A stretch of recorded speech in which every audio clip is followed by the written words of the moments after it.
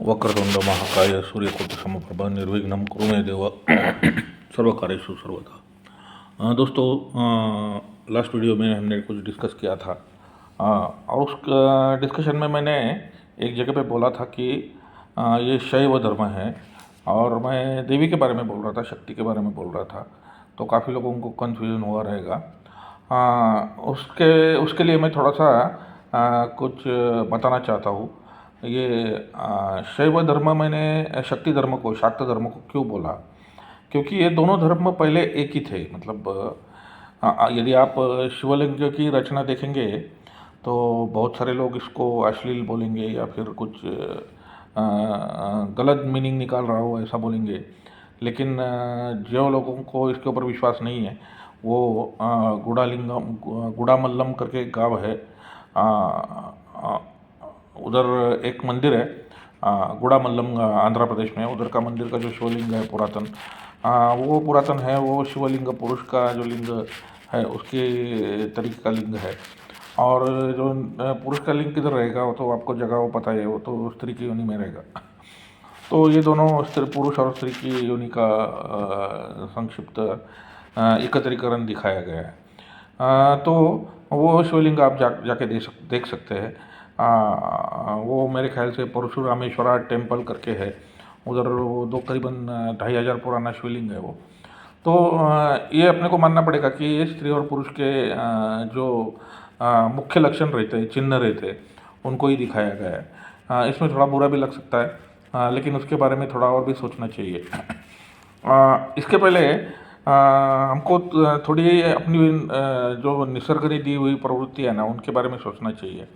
दो प्रवृत्तियाँ हर एक आदमी में, हर एक प्राणी में रहती है: खुद की सुरक्षितता और लैंगिकता, या कोई भी इच्छा, जो लैंगिक इच्छा है, और दूसरी सुरक्षितता रहती है। तो ये दोनों एक दूसरे के खिलाफ काम करती है एक्चुअली। जब आदमी ज़्यादा सुरक्षित होने जाएगा तो वो लैंगिकता का सुख नहीं भोग पाएगा, क्योंकि सुरक्षित जीवन में बड़े बड़े नगर बन जाते हैं, शहर बन जाते हैं, फिर उधर सोसाइटी के कुछ नियम आ जाते हैं। तो उसमें जो लैंगिकता का जो बहुत कम आबादी वाले क्षेत्र है, उधर जो उसका आनंद ले सकते हैं, उनसे ये काफ़ी अलग हो जाता है। और भी बहुत सारी चीज़ें हैं, उसके बारे में भी हम बात करेंगे। तो आदमी का ग्रुप बनाना, एक गुट में रहना, और आदमी का गुट न बनाना, ये दोनों का जो प्रगति हुआ है, आदमी का जो विकास हुआ है, उसकी श्रृंखलाओं में ही अपने को, उसके हिसाब से अपने को देखना पड़ेगा। तो ये काफ़ी ऐसा पुराना टाइम था जहाँ बिना डरे पुरुष और स्त्री एक दूसरे के साथ रहते थे। उनका जीवन कैसा था वो, उसके बारे में हम सोचेंगे। और उनको ही ये शिवलिंग का नाम दिया गया है। तो शिवलिंग में जो ऊपर लिंग है वो शिव का है, और जो योनि है वो शक्ति की है।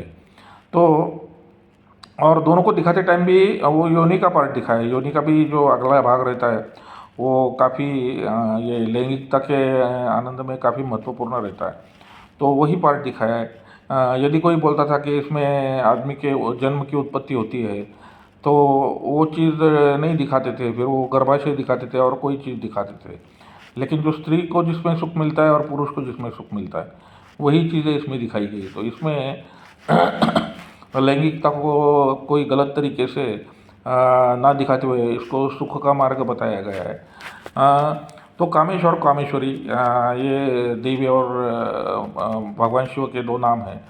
और इसमें सबसे मेन ये चीज़ ये है कि जो हमने काफ़ी बार डिस्कस किया था कि मेरी चिंताएं मेरी चिंताएं जो है वो मेरे इस लैंगिकता के विषय के सेवन में वो कैसे बाधाएं बन जाती है।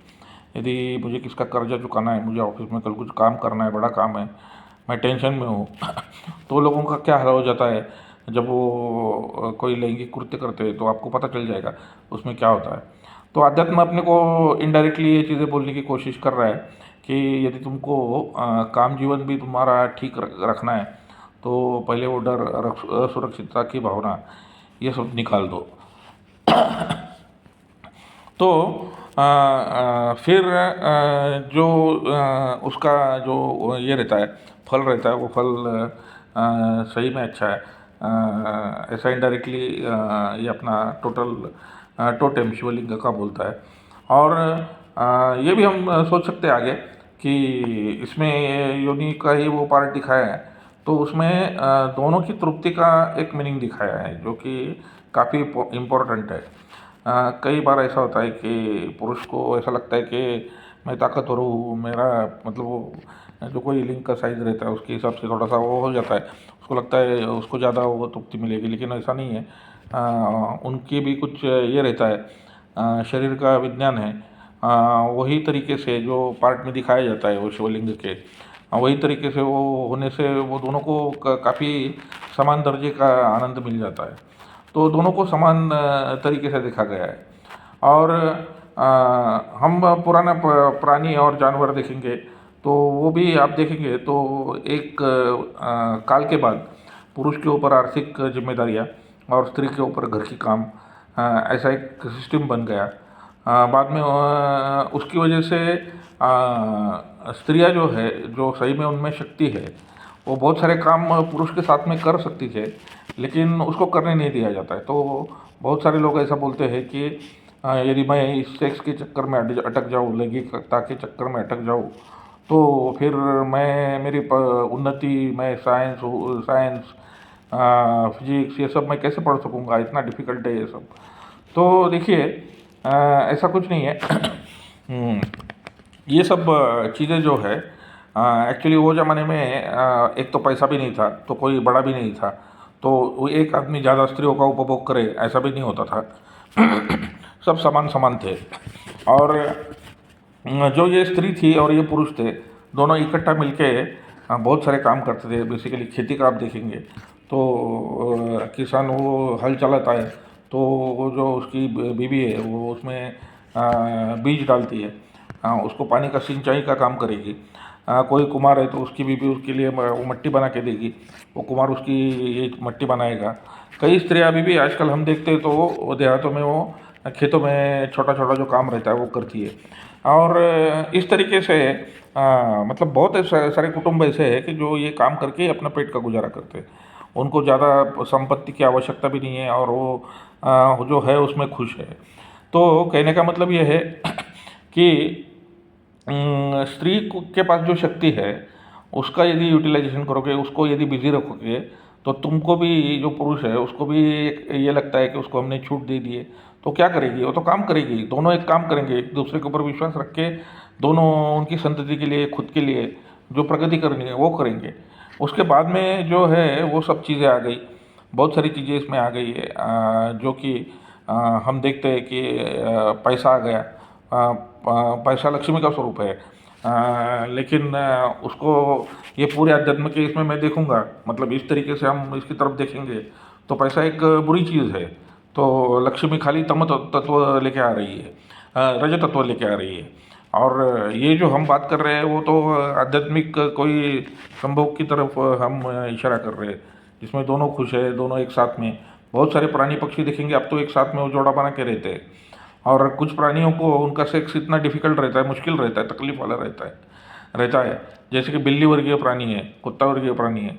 बिल्ली वर्गीय प्राणी में तो जो ये मेल का जो ये जेनिटल रहता है उसमें कांटे लगे रहते हैं। तो ये बहुत खतरनाक मतलब चीज़ें रहती है। वो सब सृष्टि ने ऐसी बनाई है, परमेश्वर ने ऐसी सृष्टि बनाई है। तो वो ठीक है, लेकिन सबसे एक मेन चीज़ है कि पहले ये पंथ था, ये इसके बारे में सोच काफ़ी खुलेआम थी। बहुत सारे मंदिर हम देखेंगे तो उधर भी शिल्प हमको दिखाई देते हैं, वो यही इंगित करते हैं। बाद में इसमें जो फूट डाली गई वो कैसे डाली गई इसके बारे में भी हम सोच सकते हैं। सिंपल चीज़ है, यदि दो बहुत अच्छे इकट्ठा है और अच्छा एक दूसरे से साथ दे रहे हैं, तो उसमें से एक को बड़ा बनाओ, एक तरफ जाके, और दूसरे को दूसरी तरफ बड़ा बनाओ। तो दोनों खुद को बड़े समझने लग जाते हैं। फिर उसमें विवाद हो जाता है कि इसका बराबर है क्या उसका बराबर है। वो तो बोल रहा है कि मैं बड़ा हूँ, उसका ग्रंथ बोल रहा है मैं बड़ा हूँ।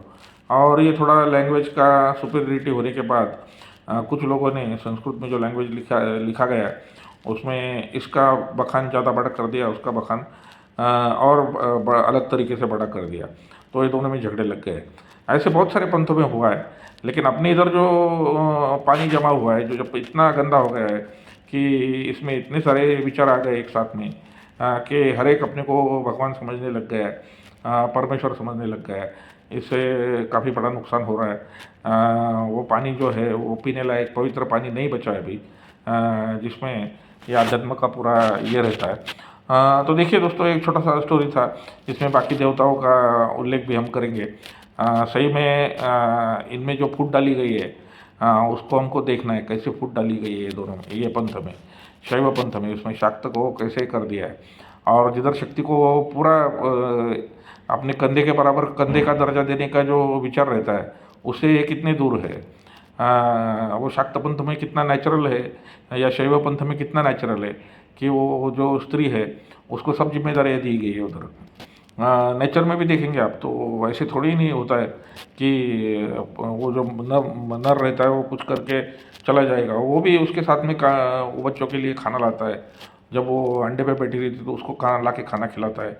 वो भी वो टाइम पे काफ़ी बार वो जो ये रहती है फीमेल रहती है वो भी काफ़ी काम करते रहती है, दौड़ती रहती है, बच्चे संभालती रहती है, उसका प्रोटेक्शन करती रहती है। तो ये ऐसा है, ये काफ़ी नेचर की तरफ जाने वाला सिद्धांत है। इसमें बहुत सारी चीज़ें चेंज हो गई जो हमारे फ़ायदे के लिए हमने करवाई है, लेकिन इसमें से अपना जो पूरा ओरिजिनल मीनिंग है वो हम इसमें से भूल गए। शिव भी ध्यान करते रहते हैं, हम सोचते हैं कि वो क्या सोचते रहेंगे, इतना क्या ध्यान इसमें इतना करना है। तो दोस्तों, ये काफ़ी चीज़ें हैं जो वो टाइम पे लोगों ने सोच के रखी थी, उसके ऊपर विचार किया था, यही ध्यान है। योग भी एक अलग तरीका है। तो ये शिवलिंग के ऊपर एक वीडियो था जो मैं भी देवों की श्रृंखला के बारे में बोल रहा हूँ, उसमें से एक मैंने छोटा वीडियो बनाया था। थोड़ा आपको इसमें से कुछ ऑब्जेक्शनेबल लग सकता है, लेकिन मेरी नज़र से तो ये सत्य दिखता है। तो और बांधवों को इसके बारे में बोलिए। धन्यवाद।